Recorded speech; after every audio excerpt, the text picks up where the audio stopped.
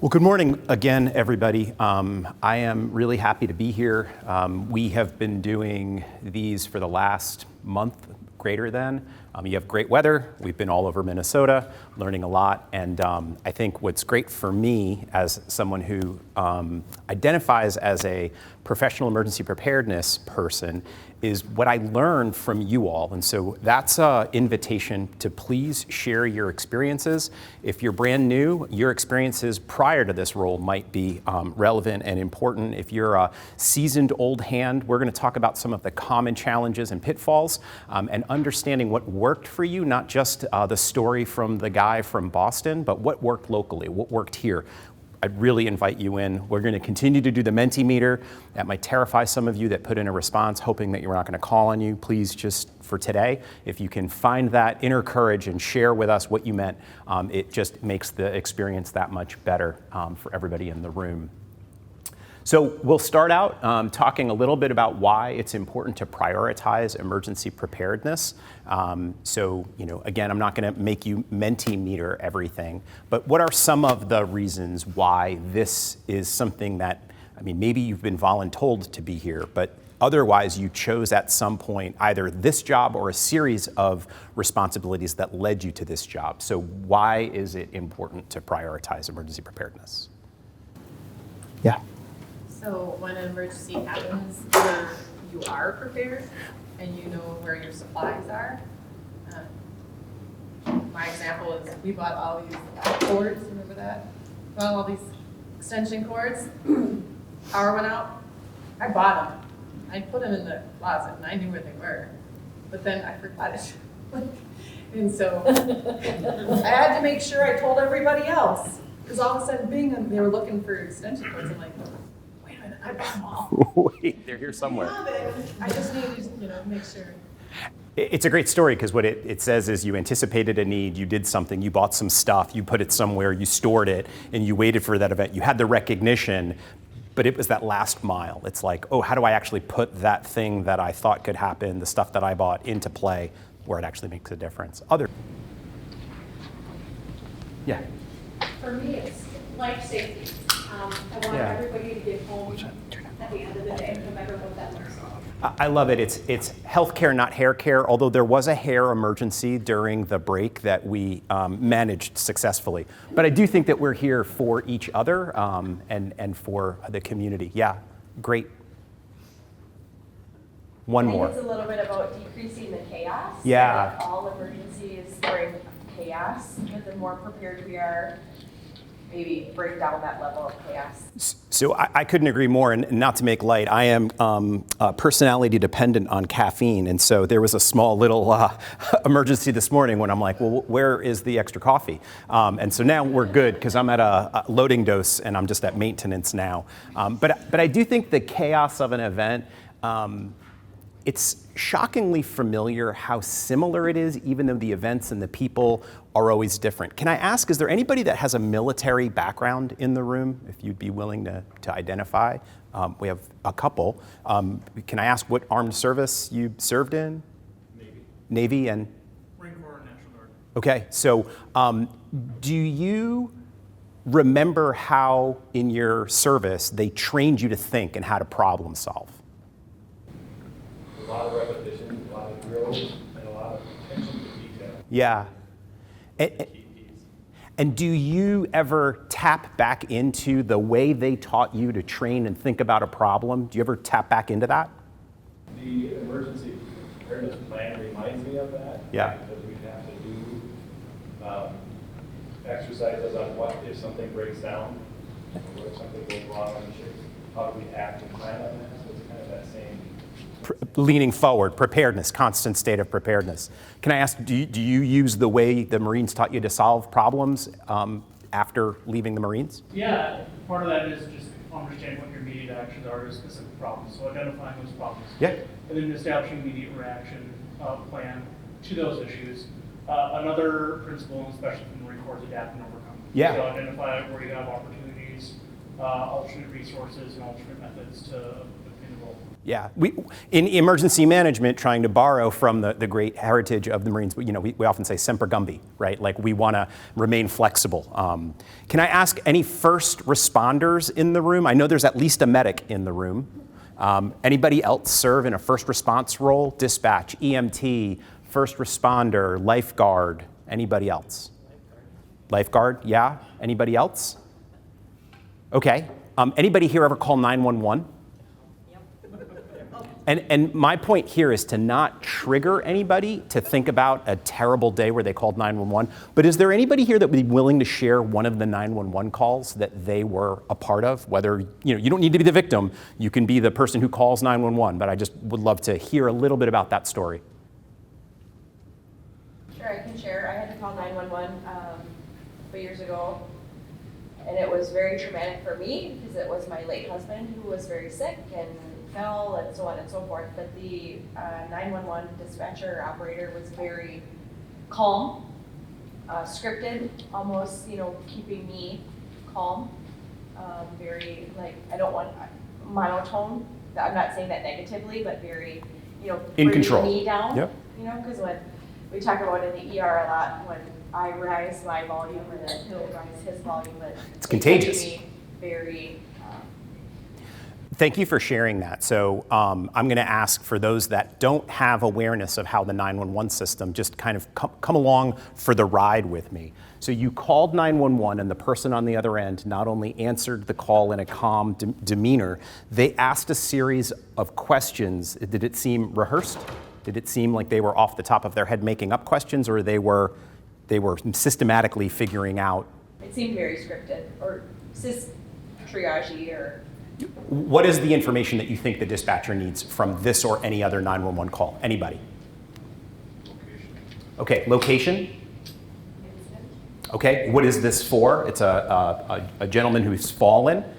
What else did we want to know? Safety. Okay, is the scene safe, right? So, is it a dynamic scene? Maybe it's a person who's down, but it's a bar and there's a report of a fight, or it's someone who fell in their home. So those are different. What else? Okay, so access. We want to know, what route we have to think about that before we start dispatching resources. Yes. What kind of resources they need? Is it a fire? Is it a police situation? Sure.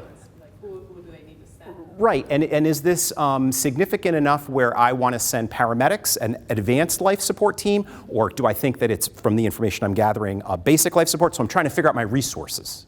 Okay, so you and I are a pair of medics, and we are on our way to this call. What are you thinking about? We got dispatched to this call. I'm looking at the information to see, are they rate card of routine? What's their chief complaint? Because what equipment do they need to bring in with me? The access, so when I'm pulling up the screen, what type of building is this? Is it an apartment that has? Can you guys hear in the back? No. Yeah, okay. Does it, is it a multi-story house where we need some extra resources for moving somebody out? Yep. And then any other information comes up, are there dogs that we need to watch out for? Sure. Those are kind of the things I'm thinking about on the way to. So we're making a plan. We're en route and we're making a plan. Do we think it's a pediatric patient? It didn't come in reported as a pediatric patient, but that doesn't mean that the information isn't bad, that we might end up going and we thought it was a 40-year-old gentleman and it's a 4-year-old gentleman and we left the PD bag in the truck. Like that sometimes happens, unfortunately. We also want to understand our pathway in. We're thinking about it. Maybe if it's in a computerized electronic system that we have access to, we might know if there's a call that came from that address before. There might be a relevant history. We might go there a lot or not, but we're thinking about our approach. Okay, so we arrive, we get out of the truck. What is the first thing, what is our priority now? Grabbing the correct equipment for the incident that we're responding to. And then from there, kind of approaching what are we seeing, and as we're walking up, like the first responders, are they running back and forth for more equipment to their vehicle? Where are they at within the facility or household that they're at? And what are they looking like? Do they have panic look on their face, or are they very calm? So this is a lot of what we get as part of the scene size up. And this will all make sense in a second. But if you see a bunch of people that are kind of running around, not giving you a report, they're moving quickly, that tends to give you, if it's an experienced crew, an idea of what you're walking into. Or you might see the family member out at the street waving you in because they've thought to go out and they're going to try to ease your access in, and they're going to wave you in. You are now still trying to put this thing together. And the question you're specifically asking as you approach the patient is a simple question, not simple to know the answer. Sick or not sick? Is this patient described as advertised, or is there something different? Does the story not match? And I need to quickly figure out sick or not sick, because it changes whether or not I ask about meds and ask about all sorts of different medical history pieces versus they can't breathe. They're pale, cool, and diaphoretic, meaning they're sweaty, and I need to jump on their airway right away because we don't have time. I was trained as a paramedic. It's one of the frames that I was trained in, and I use that frame in my job all the time. And maybe because I was trained as a hammer, everything is a nail. But I would suggest to you that emergency preparedness or emergency management is very much like a 911 call, except instead of a sick patient, you have a sick part of your operation or organization. And just like a paramedic or an EMT or a lifeguard has to figure out, is this a respiratory emergency? Is there a cardiac event here? Is this traumatic and it's dealing with the bones and the muscles? You have to know your organization's systems, just like the neurologic system, just like the circulatory system. You need to know your organization's systems to understand the extent of that operational disruption, to understand why you're calling 911 or what the information is that you would give the dispatcher or the paramedic arriving. Now, you don't need to be a neurologist. You don't need to be a cardiac surgeon. You don't need to know so much about finance that you could substitute for the CFO. But you have to have a general idea of how the finance department fits into your organization and how this 911 call that for whatever reason happened on the day that you're responding, what are the implications to the systems that are affected? Make sense?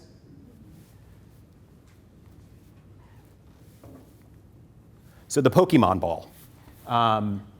It is representing 4 phases of emergency management or emergency preparedness.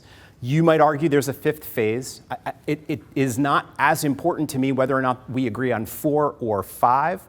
I wonder, though, in your experiences, if you think of your time at work in this role as finite, is it 25, 25, 25, and 25?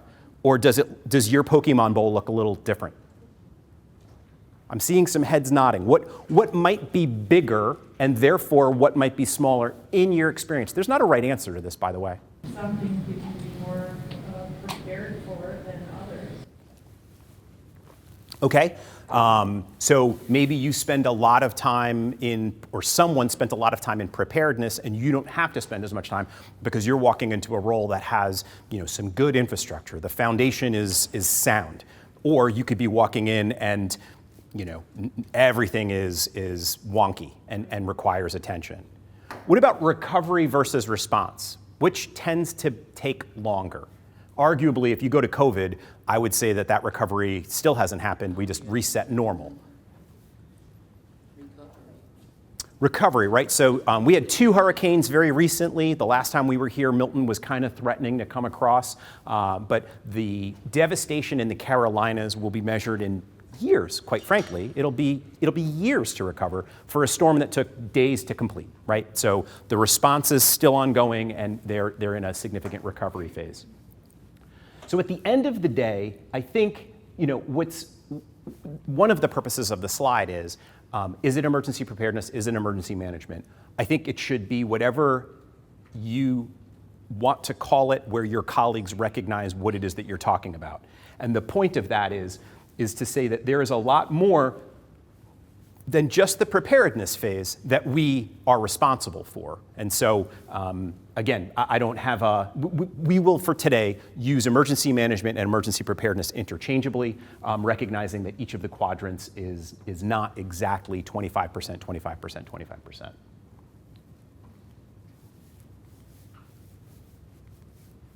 Okay. The Emergency Operations Plan, or EOP, if I start doing acronyms, please stop me because it's not helpful for learning, or the Continuity of Operations Plan, or COOP. Are they two separate plans? Is it one embedded inside the other? Again, I don't care. You should have both.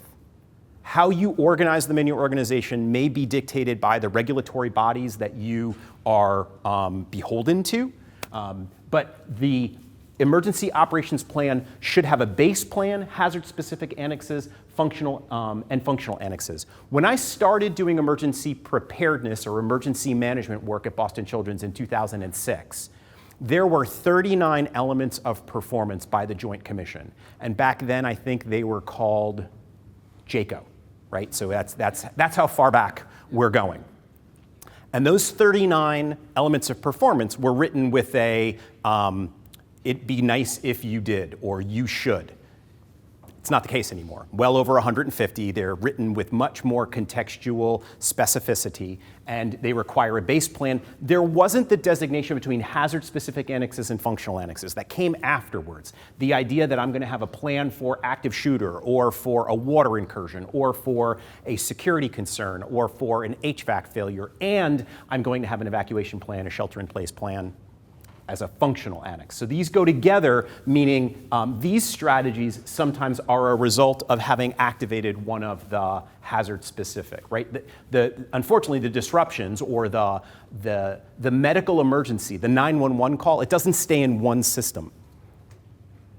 If you're lucky, it does, but sometimes it can cascade. The HVAC system can cause a loss of cooling inside your hospital, which is not only important for patients, but it's also important for the IT cooling closet full of servers that's now overheating and then creating a nodal problem for all the information that's flowing through that closet.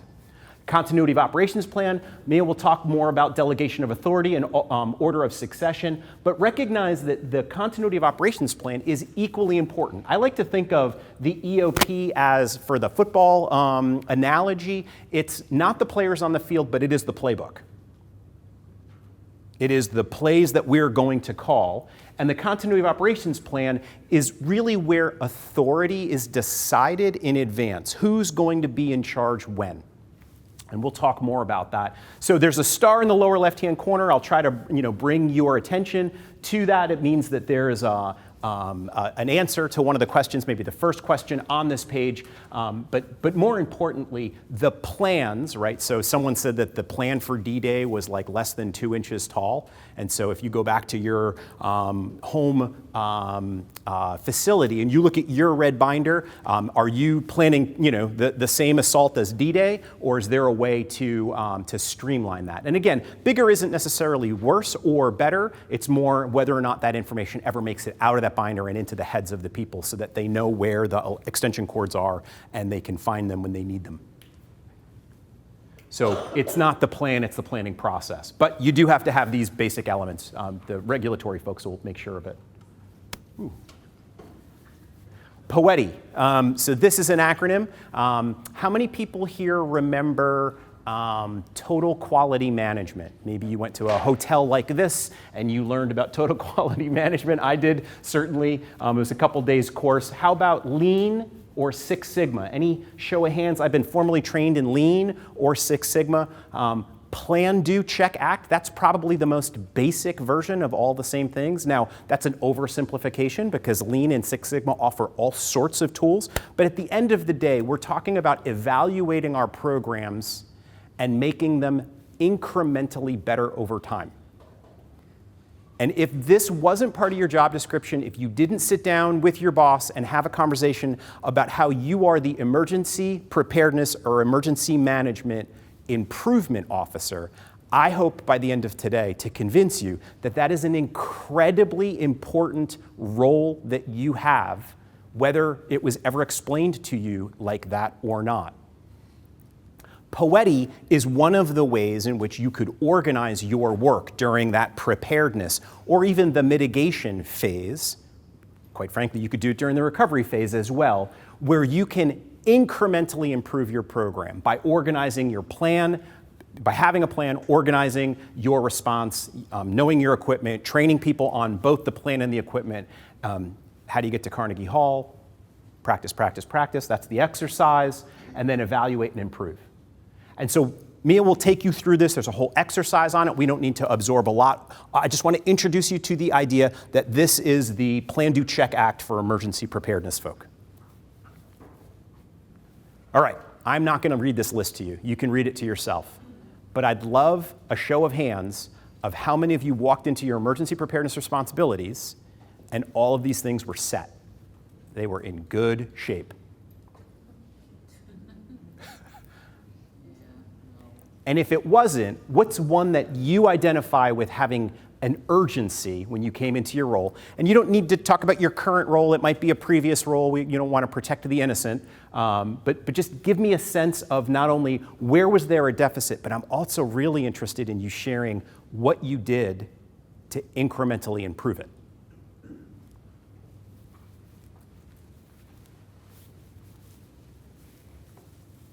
Yes?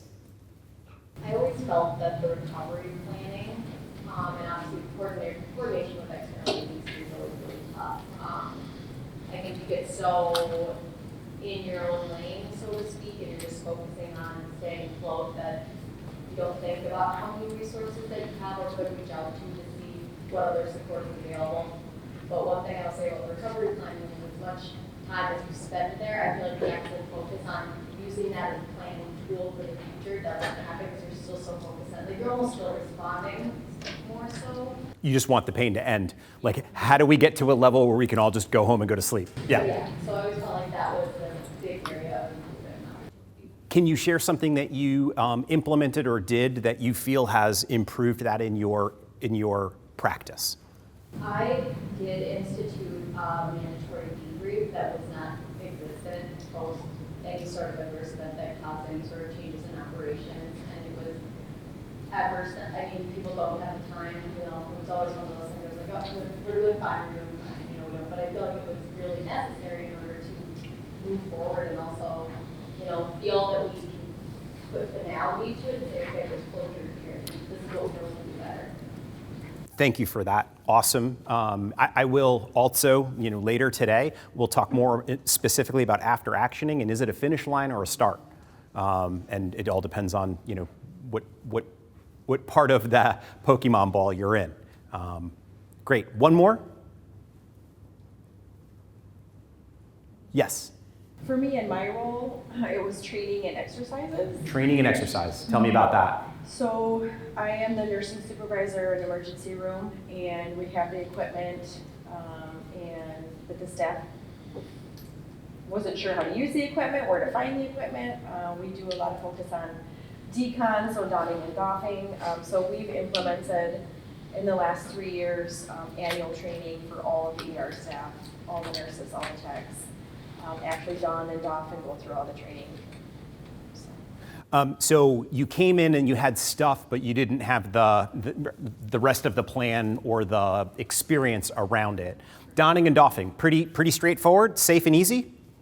No. In fact, the doffing part is the most dangerous, right? You put on all this gear to protect yourself, and that's where the gotcha comes in. And so how did you solve both of those problems? Because you have multiple problems there. Sure. So I just met with the leaders above me, and actually I gained approval to train all of the staff. There was a subset of staff that was going to be trained, but not all of the staff. So any MCI or decon incident, the emergency rooms are highly engaged and involved. So gained approval to train all of the staff. I and one of the other nurses are the educators. So we just set up a yearly schedule to get everyone per quarter and made outlines and a process of how we're going to teach and who's going to teach what between the two of us, and get them out there and get them dirty. So if you're brand new in the room, it's great if you remember who I am tomorrow or a week from now, but it won't matter because I live in Massachusetts or New England. But the people who just spoke, who just were sharing their pearls, If you don't know who they are, it might be a good idea to meet them during one of the breaks, because what you're hearing are best practices. What you're hearing about is multi-year planning. We're going to get much more into this. It's part of your module. You don't need to pick it up from a soundbite. As adult learners, it's nice if we're able to cycle through the ideas a couple of different times. It'll click. But these are really great examples of the curriculum that we're going to go over today. I'm a little bit surprised. Did anybody just have a leadership or executive support level gap in your organization when you came in, and maybe you fixed it and would want to share that story? I'd be very interested, because that's not uncommon. Yes? I think fixed it is strong, We'll go with incrementally improved. but we are working ongoing improvement efforts continue. Take it. But I'm new to the role, but it worked out underway when I joined the team, but we struggled with identifying the right leadership to be the incident commander during a large-scale incident. And it should be someone who has an idea of that impacted expertise. So how do we identify the severity of the incident so that we have the right level of leadership involved and the right channel of leadership, the right impacted, the word escapes me, but the impacted department experts involved. So we've are coordinating an incident severity, a way of scoring or rating the severity of incidents, as well as the bucket they'll fall into, to coordinate with who those pre-designated people are to step into that specific event and take control of it. Got it. So there's a couple of things here, because I asked leadership, which is a pretty generic term. I might have been open to the idea of, does your C-suite actually know what you and your committee do? Are they aware of the data coming from your program about where capital investments need to be made within your organization? Or are they just thankful when there's a massive snowstorm that there are a couple of people that are willing to sleep in the hospital and manage through, right? So, or they care when the regulatory folks come around, but that's the only time that you see them. What we heard, for examples, were, are we selecting the right tool for the job when the actual response balloon goes up? And that's also leadership, and it's also important. And I wouldn't even say equally or more. I would just say it's different. It's important to make sure that we have the ability to transfer command. We're going to talk more about this later on, appropriately when there is either someone who is more highly trained or better trained. As a paramedic, if one of the higher level procedures that we do is putting a plastic tube in people's windpipes if they're having trouble breathing. And we as paramedics don't see as many sick children typically. And so when you have a sick child who needs help with breathing and you now have to do this scary procedure where you put a plastic tube in their windpipe, the way it's supposed to work is, of the people that are there, who's got the most experience? Let's do this once and do it right, versus, well, I'll give it a try. And so we want to think about that when we're, we don't really often get to select who our incident commanders are. Sometimes it's the luck of the draw because something happens on their shift. But if it's specialized enough, how do we give them the support? How do we transfer command if you can do that? But if not, how do we give them the support to be successful? So those are two great examples. This is just a fun list to me because I think you really do need to be able to make investments and incremental improvements across the whole list. What I'd say is, my experience, not all of the list is ripe at the same time. And I tend to go, if it's not exactly where I need to be, it's where I have the opportunity. Right? So if I'm working on my leadership and coordination and there's a lot of resistance, I might be working on the other things, and then when that 911 call comes into my organization, I'm going to make certain that I'm not going to let that event go unused. Now I'm absolutely putting it in front of my leadership to not say, hey, I told you so, but this is what we've been talking about. These are, here once again, now that we're afraid of this event happening again, this ties directly back into some of the recommendations that you saw coming from our program previously. Connect the dots. And here's where I want to make a plug for your healthcare coalition. If you're new to your job, your regional health preparedness coordinators are incredible at linking you to resources, in your immediate locality, surrounding, maybe people who they've come across and maybe have moved on to other roles that stand out in their minds as being really quite gifted at this role and might be willing to share their contact number for the price of a cup of coffee, which it's priceless, you heard me say before. You can meet somebody who has solved the problems not only that you have, the ones that you're not even aware of yet. And so it would be worth making the connection and borrowing that Rolodex. Role of the EP coordinator. There's a star in the lower left-hand corner, lower left-hand corner. How many of you are the incident commander for your organization should a response come in? And again, there's not a right or wrong answer here. So at least one in the room. I think an important point, at least for the purposes of the post quiz, is it's not a requirement. It's not uncommon, but it's not a requirement that you be the incident commander. For the 10 years that I had emergency management responsibilities at Boston Children's Hospital, I was never the incident commander, ever. I was always the incident commander whisperer, always. Now, that's what I trained the staff that I worked with to do as well, to set that person up for success. I did not have authority from the coop, but I had a ton of influence. And I think that frame for me helped me understand my role, where I made investments, and how I executed my responsibilities. So the role of the EP coordinator, we're going to lead continuous improvement. This is, in my opinion, one of the more commonly overlooked aspects to our roles. Gaining leadership buy-in and support. We'll talk a little bit more about how do you communicate with an executive. An example might be, who here wrote an after-action report recently that wasn't COVID? Can I ask how many pages approximately that report is? 8 pages. Anybody else write something around that area? So if you were sending to an executive the post-mortem of this 911 call to the organization, would you send them 8 pages or would you do something else? It had a summary in the email. Right? They are super, super, super busy by the function of their role. And so it's wonderful that you responded to the event. I'm even more happy that you found some conclusion, and I'm super psyched that you wrote an AAR, an after-action report. I'm also really happy that you have a channel to make sure that that gets to senior leadership, and you took additional time to translate what are the 3 most important things about this report that I need your eyes on. Part of it might be, by the way, you did a good job of hiring me because I'm really good at my job, or it might also be, and these are the opportunities, these are the recommendations that this pressure test of our system exposed. These are the opportunities to make those exposures less.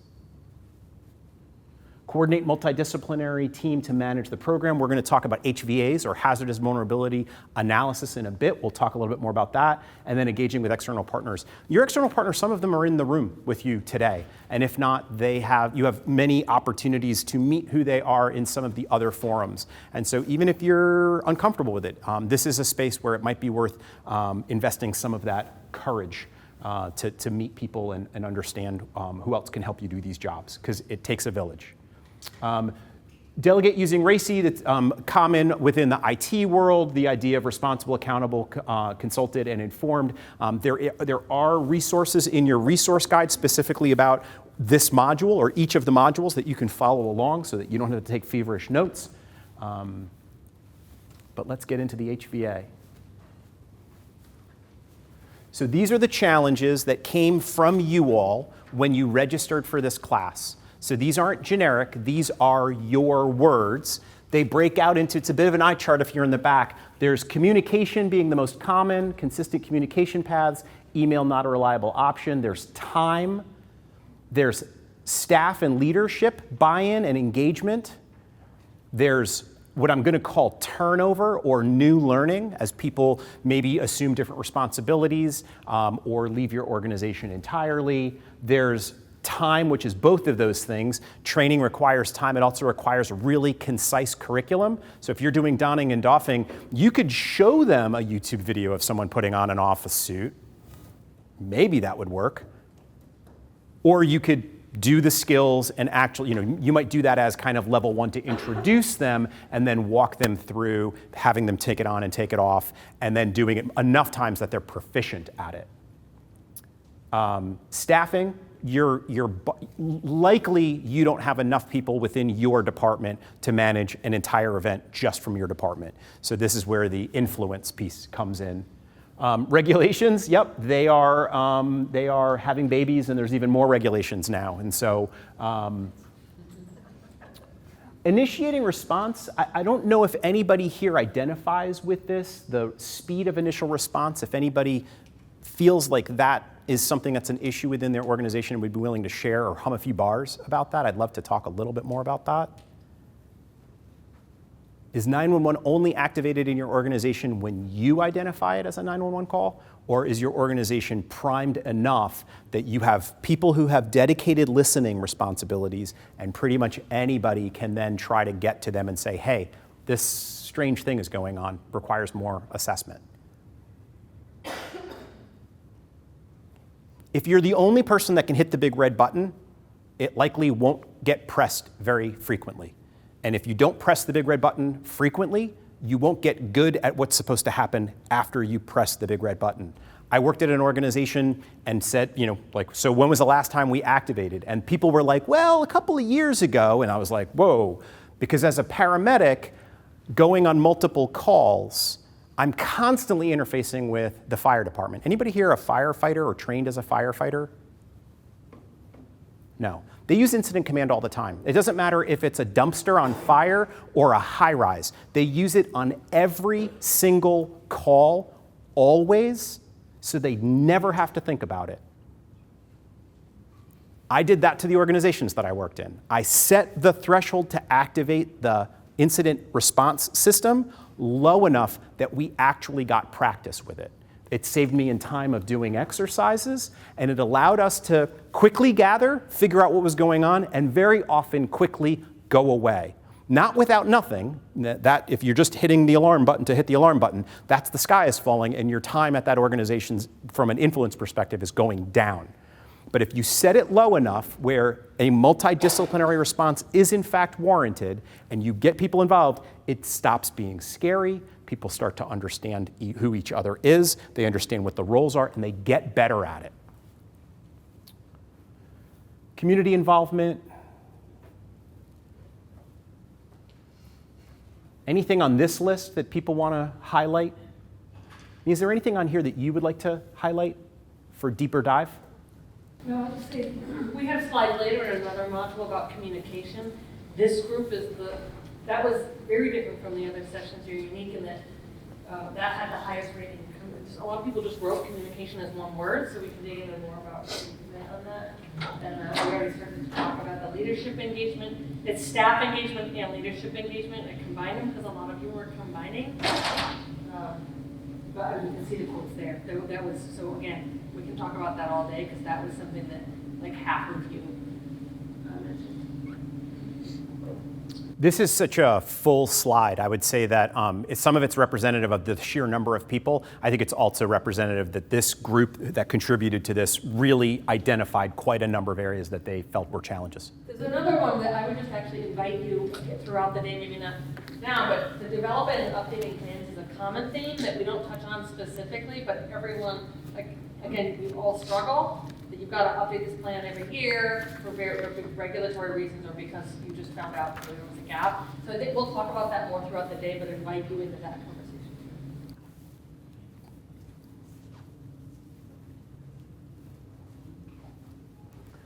So here's the opportunity. You heard me talk. We heard from several of you in the audience. What else are some best practices that you feel have worked in your organization? Just throw them up here for others to learn from. I promise I won't call on you. Maybe.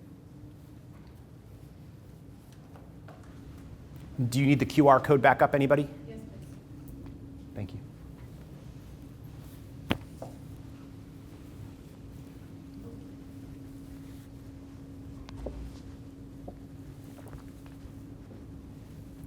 while you're typing this in, Mentimeter does a couple of things. It makes the those that wouldn't otherwise speak, it brings your voice into the class. It also captures the responses for the people who sponsored this work to really understand what is the audience thinking. So it helps with identifying what future needs from an educational perspective you all want.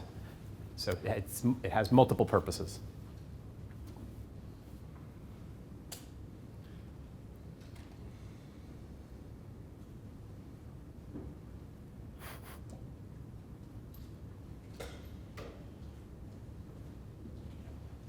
I love that. I'm not going to call on you if you don't want to comment. If you do, feel free to make it fun, and staff will feel involved making a difference and making a difference.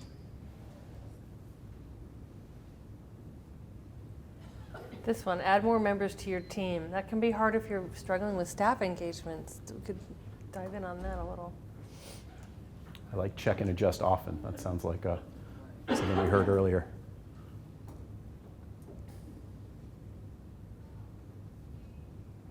I like the idea of protected time, scheduled time to review. Again, I won't call on you. Flexible plans. It's my experience that the best written plan I've ever had lasts like 5 minutes when engaging reality. And so having a team that can understand the framework or the principles of response.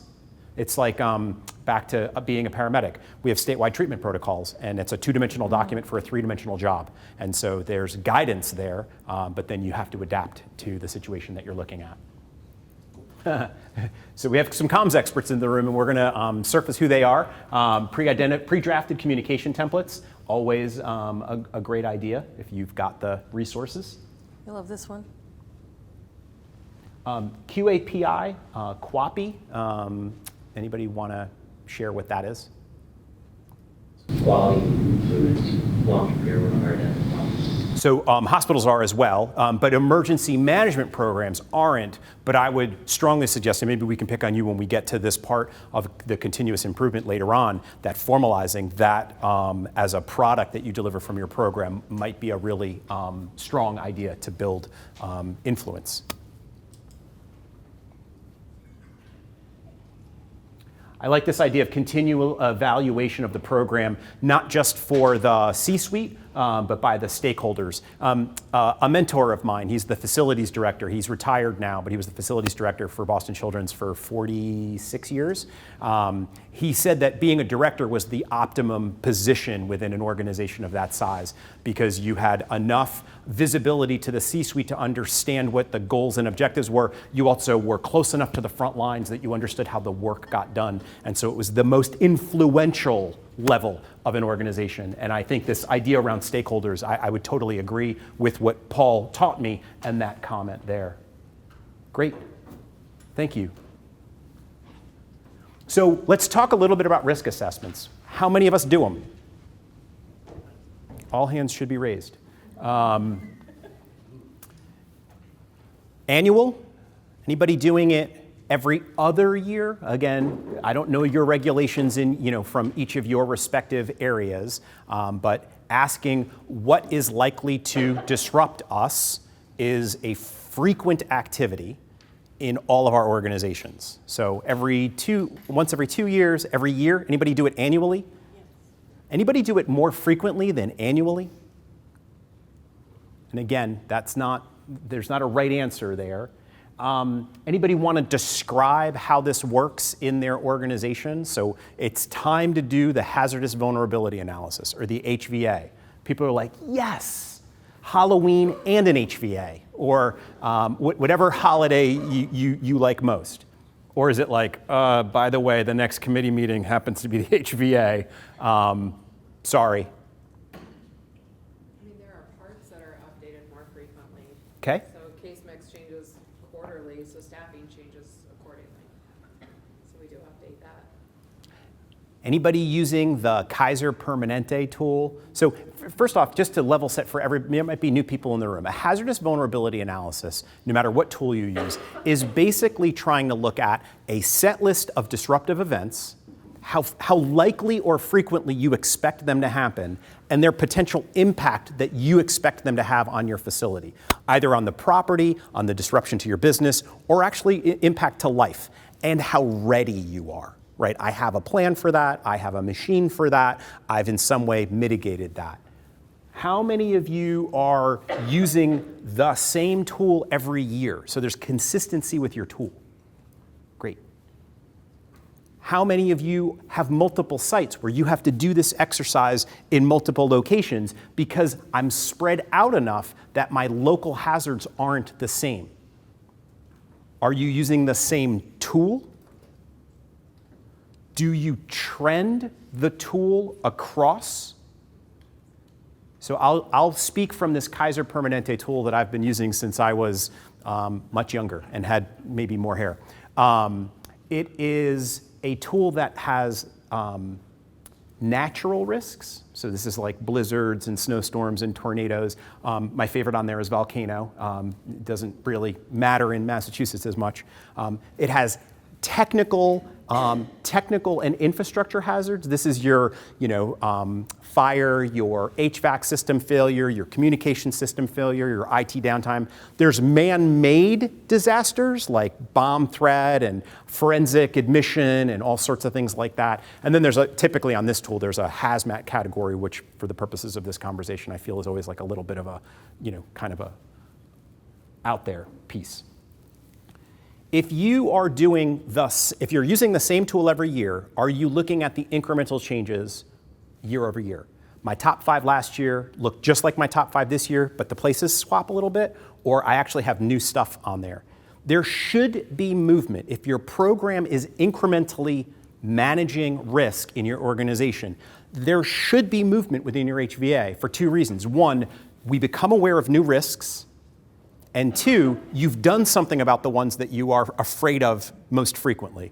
I tell this story, I'm a mountain biker, or I like riding bikes, and so typically I'm on a mountain bike or a gravel bike, and in this time of year when you're out on a path, it's not uncommon to find a snake on the path because they come out of wherever they live, and they come out into like the middle of the path where they can get some sun, right, because they're cold-blooded.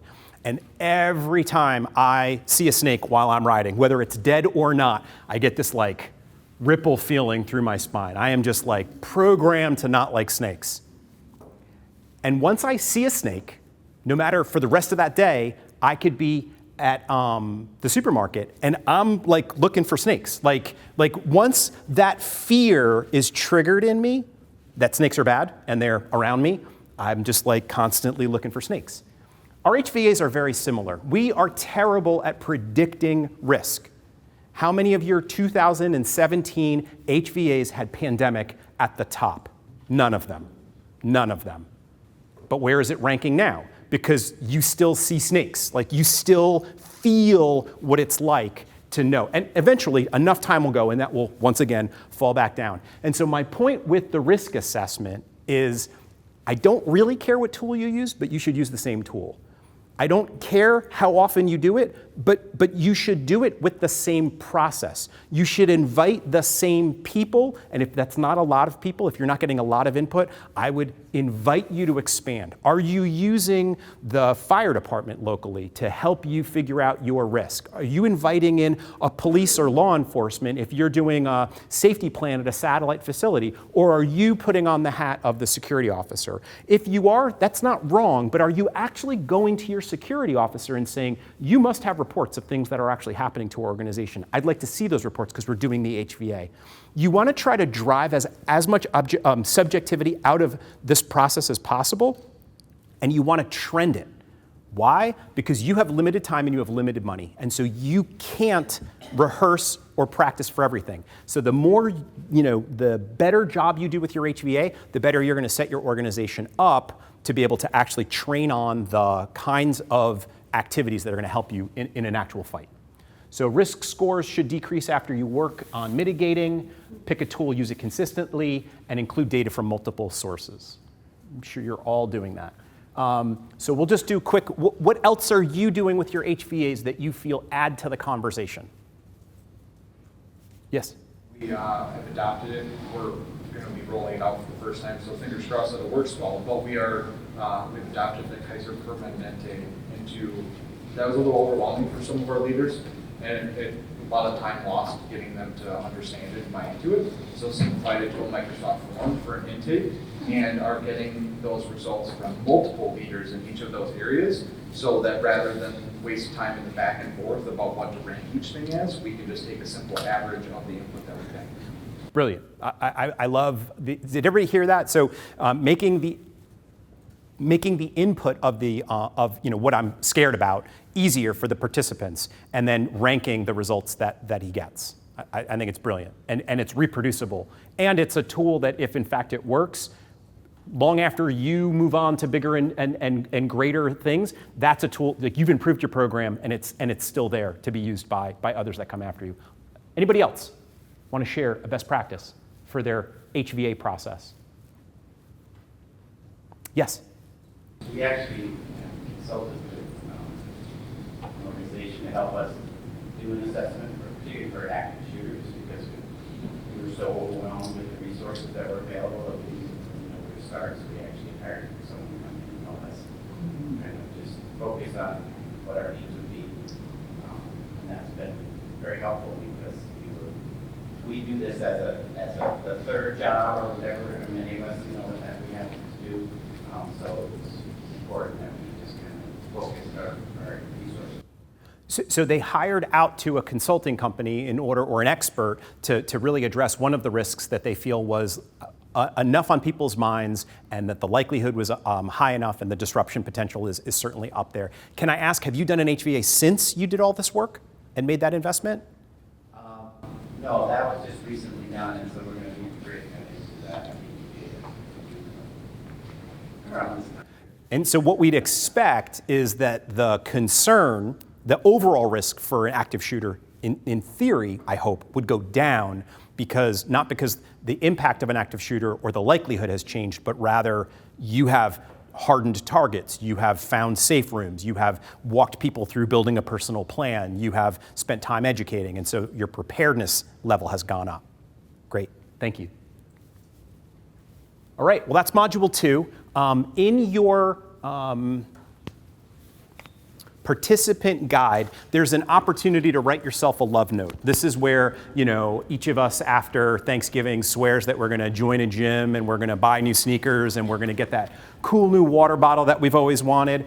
This is where you write yourself a note about what you would do differently in Module 2, and it increases the likelihood that you'll actually do it when you leave here. Will not be collected or corrected. It's just for you. And that is page 44 of Behind the Tab.